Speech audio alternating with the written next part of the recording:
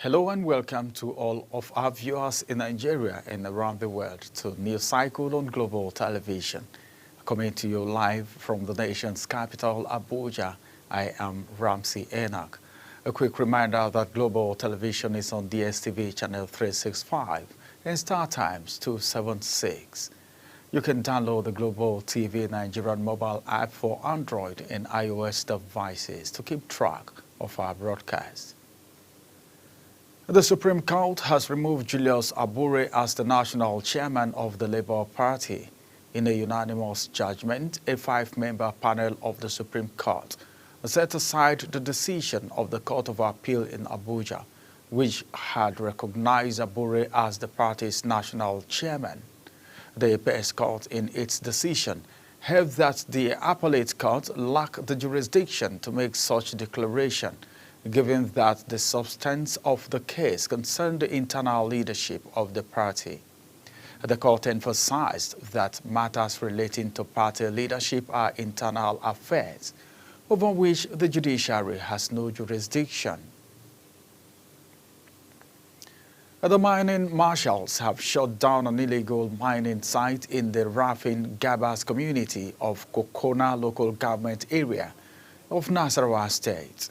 Minister of Solid Minerals Development, Dele Alake, confirmed this in a statement by his special assistant on media, Shegun Tomori. Alake stated that the mining marshals, a security outfit established by the ministry, dismantled the site and arrested 3 foreigners. The newly appointed Commissioner of Police for Zamfara State Command, Ibrahim Mekaba, has assumed office as the 35th CP of the state, calling for stakeholders and public support in the fight against insecurity. Speaking to newsmen shortly after his arrival at the police command headquarters in Gusau, CP Mekaba emphasized that the need for collaboration between security agencies, residents and relevant stakeholders to restore peace in Zamfara. Our correspondent has the details. The Commissioner of Police, Zamfara State, Ibrahim Mekaba, took over from CP Mohammedu Shehu Dalijan, who was promoted to Assistant Inspector General of Police, that is AIG, and redeployed to the Counter-Terrorism Unit, CTU, at Force Headquarters in Abuja. The new CP assured that his administration will build on existing security strategies while implementing new measures to curb crime and insurgency in the state. Study the situation with the officers I meet on the ground, with my principal officers, and see how we can improve on what is on the ground. Most importantly, I cannot work without the support of the members of the command and other stakeholders in the community, and other security agencies. So I will be working with them hand in hand to ensure that we improve on the situation we meet on the ground here. He therefore urged residents to remain vigilant and cooperative with law enforcement officers to ensure a safer Zamfara state. Ramsey Enoch reporting for Global TV News. The commander of 1 Brigade Nigerian Army Gusau, Brigadier General Timothy Oborun, says the troops of 1 brigade under Operation Fansayaman has significantly reduced terrorist activities in the area of responsibility, covering Kebbi and Zamfara State. General Oborun made this declaration while having luncheon with officers, the soldiers and their families at the brigade cantonment in Gusau. Samuel Odi has the story.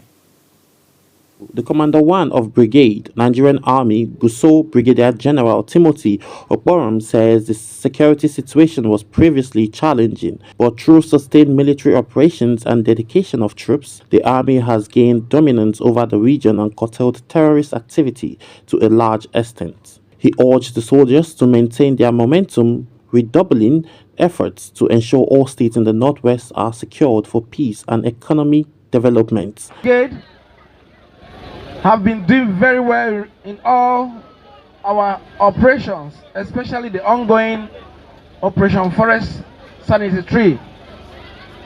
You will recall that some few months back, it wasn't easy.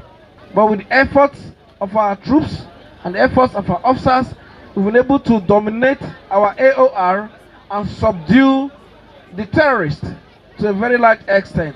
The commander commended the troops for their sacrifice and unwavering commitment, noting that in recognition of their efforts, the Chief of Army Staff has approved additional logistics to enhance their operations further. Samuel Odi, reporting for Global Television News. Hakim Baba Ahmed, the Special Advisor on Political Matters in the Office of the Vice President, has resigned from his position.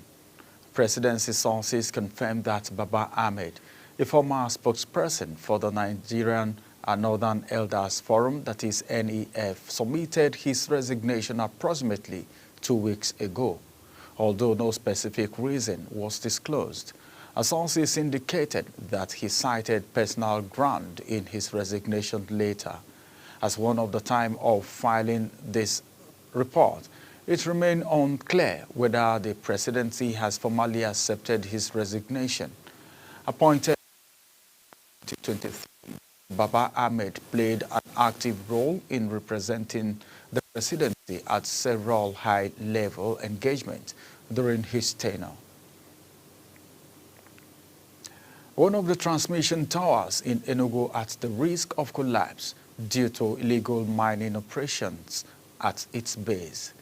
The Transmission Company of Nigeria, TCN, sounded a warning over the growing threat posed by vandals and illegal miners to the stability of the national electricity grid. TCN's General Manager of Transmission for the Enugu region, Dr. Thomas Inogunum, the continued vandalism and illegal excavation of sound and latter around transmission towers could lead to catastrophic grid collapse. A President of the Senate, Senator Godswill Akpabio, has debunked a claim by the suspended senator representing Kogi Central, Natasha Akpoti-Oduaghan, that he engaged former Governor Yahaya Bello to kill her as false and malicious. The clarification was made in a statement issued in Abuja by Akpabio's media aide, Iseme Iyebo. Akpoti-Oduaghan made the allegation while addressing her supporters in Kogi State. The management of Oyo State College of Nursing Science, Ileyele, has confirmed that 75 of its students have benefited from the Nigerian Education Loan Fund, that is NEL Fund. The provost of the college, Dr. Bonjubola Owolabi, stated this during a meeting with the institution's management staff. Dr. Owolabi expressed the college's appreciation to NEL Fund for the support and congratulated the beneficiaries on their successful application for the loan. A federal high court in Abuja has barred parties in the suit filed by suspended Senator Natasha Akpoti-Oduaghan against the President of the Senate, Godswill Akpabio, and 3 others from granting press interviews on issues relating to the case. Justice Binta Nyako issued the order following complaint by lawyer to Akpabio, Kehinde Ogunwuji, son, that the plaintiff was moving from one television house to another, granting press interview on issues relating to her case, currently pending before the court. Justice Nyako ruled that there shall not be any more press interview by all parties and their lawyers as regard the subject matter of the case. Tragedy struck in a Kobi Otukpo local government area of Benue State as gunmen hijacked a fully loaded Benue Links bus, killing the driver and kidnapping all passengers on board. The assailants reportedly ambushed the bus along the highway, fatally shooting the driver before forcefully taking the passengers into the bush. However, a young boy who was said to have been spared by the kidnappers, although authorities are yet to issue an official statement on the incident. Security agencies have been alerted and are said to be tracking the whereabouts of the victims. You're watching the live broadcast of News Cycle. When News Cycle returns, South Africa calls for World Trade Organization's reform after U.S. tariffs. Details coming shortly, plus foreign and sports stories on the other side of this break. Stay with us.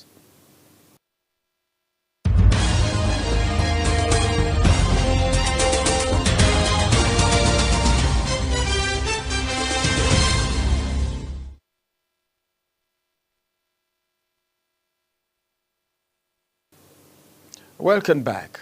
Now from the world of business, U.S. President Donald Trump has unveiled the first good card, a residency permit sold for $5 million each aboard Air France One. Holding a prototype that bore his face and an inscription, the Trump card, the Republican president told reporters that this special visa would probably be available in less than 2 weeks. Trump had previously said sales of the new visa, a high-priced version of the traditional green card, would bring in job creators and could be used to reduce the U.S. national deficit. The United States says the global artificial intelligence, that is AI, market is projected to reach $4.8 trillion, roughly the size of Germany's economy by 2033, warning nearly half of jobs worldwide could be affected. The United Nations Trade and Development Agency warned in a report that while AI is transforming economies and creating vast opportunities, the technology also risks deepening existing inequalities. In particular, the report cautioned that AI could impact 40% of jobs worldwide, offering productivity gains but also raising concern about automation and job displacement. United States President Donald Trump has unveiled a series of tariffs targeting countries around the world, including some of its closest trading partners, in a move that risks sparking a disastrous trade war. Uyi Agbomofogbe reports.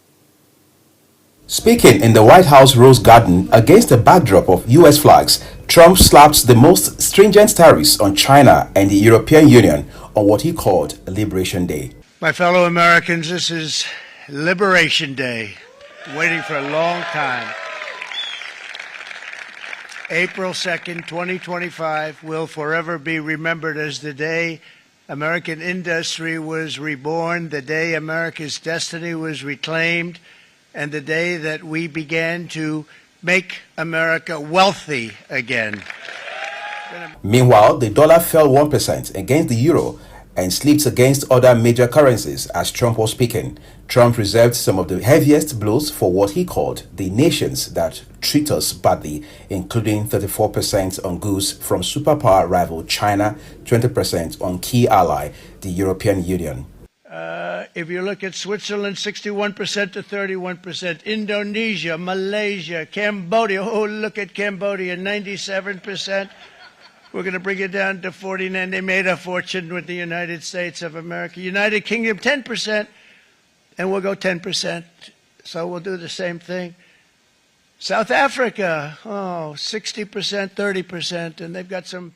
An audience of cabinet members as well as workers in hard hats from industries including steel, oil and gas whooped and cheered as Trump said the tariffs would make America wealthy again.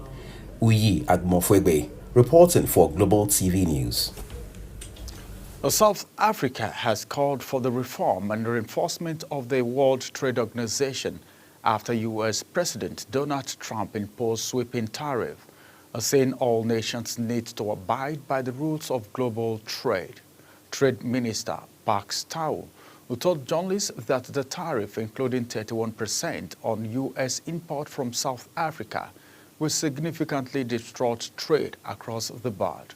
They also effectively nullified the African Growth and Opportunity Act deal that provides beneficial duty-free access for products from about 30 sub-Saharan African countries. How I Landed in Influences, Lagos Trader. And on the foreign scene, Russia and a group of West African countries led by military junta have hailed growing military ties at a summit in Moscow, with some condemning Ukraine as a terrorist state. Facing isolation in the West following its full-scale offensive against Ukraine, Moscow has tried to build new partnership in Africa, where it has been growing in influence in recent years, including military. A foreign minister from Mali, Niger, and Burkina Faso met Russian counterpart Sergei Lavrov in Moscow for the summit, which Lavrov said will strengthen the world suit of their relations. The three Sahelian countries are led by juntas who seized power in coup and have turned away from former colonial power, France, while moving closer to Russia, which is believed to be sending mercenaries to help them fight a transactional jihadist insurgency. And now from the world of sport, Kevin De Bruyne has announced that he will leave Manchester City at the end of the current season, bringing an end to a decade-long spell at the club that has been him win every major trophy again. In an open letter to fans via his social media, the Belgian midfielder confirmed that this would be his final month at the Etihad Stadium, and reflecting on his time in Manchester, De Bruyne created the city and its people by transforming his life. The 33-year-old midfielder who joined City from Wolfsburg in 2015 expressed deep appreciation for the city that became home to him and his family. The Nigerian Customs Service, in collaboration with the Nigerian Volleyball Federation, has officially declared open the 2025 African Women's Volleyball Club Championship in Abuja. The opening ceremony, which attracted key stakeholders in African sport, marked the beginning of what is expected to be a thrilling and competitive tournament. Kikelomo Okere has the report. Hundreds of fans packed into Moshood Abiola Sports Indoor Hall to witness the official opening of the 39th edition of the continent's most prestigious event for clubs under the patronage of the First Lady of the Federal Republic of Nigeria, Senator Oluremi Tinubu, in the presence of the President of CAFB and the Comptroller General of Nigerian Customs Service, among top dignitaries. The First Lady of Nigeria, Oluremi Tinubu, charged participants at the ongoing 2025 African Women Volleyball Interclub Championship to showcase the true essence of sportsmanship. She described Nigeria as a nation where women are making remarkable strides across all sectors under the leadership of President Bola Ahmed Tinubu.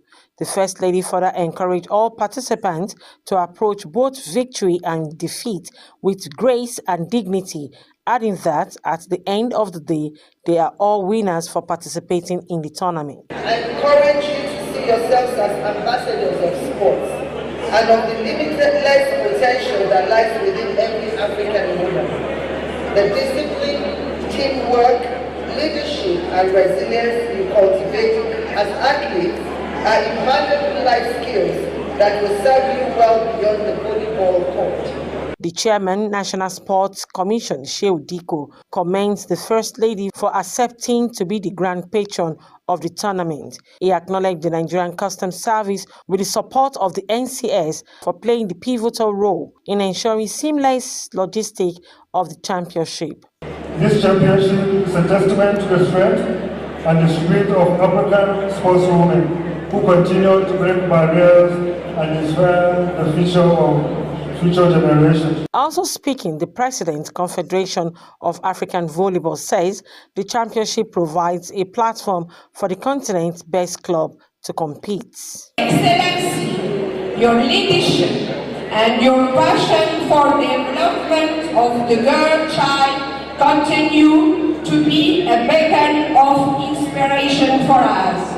Earlier in his remark, the Comptroller General of Customs, Bashir Adewale Adeniyi, described the tournament as a remarkable one that has featured many female athletes, while highlighting the importance of sports in the national development, regional cooperation, and empowerment of women through athletics. Not just here to witness this, but to celebrate the combination of countless hours of sacrifice, determination, and unwavering commitment. Each athlete that we are going to see here represents a journey of perseverance that extends far beyond this course. The high point of the event was the flag-off of the tournament with an exciting opening match, drawing enthusiastic reactions from fans and participants alike.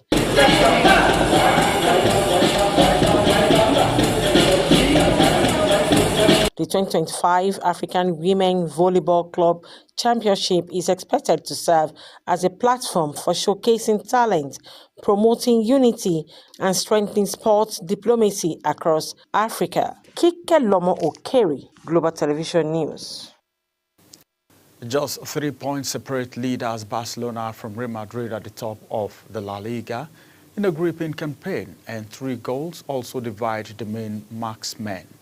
Barcelona's Robert Lewandowski is the division's top goal scorer with 25, and Madrid's Kylian Mbappe trail him on 22, adding another facet to the engrossing battle. Last weekend, after Mbappe notched twice against Leganes and Madrid scrapped a 3-2 win, Lewandowski responded with a brace of his own in Barcelona's 4-1 rout of Girona. And that's it on Global TV News Cycle. A quick reminder that Global TV is on DSTV channel 365 in Star Times 276. And kindly follow us across all social media platforms now showing on your screen using @Global TV NG. You can download the Global TV Nigerian app for Android and iOS devices to keep track of our broadcast. I am Ramsey Enoch. Thank you for watching.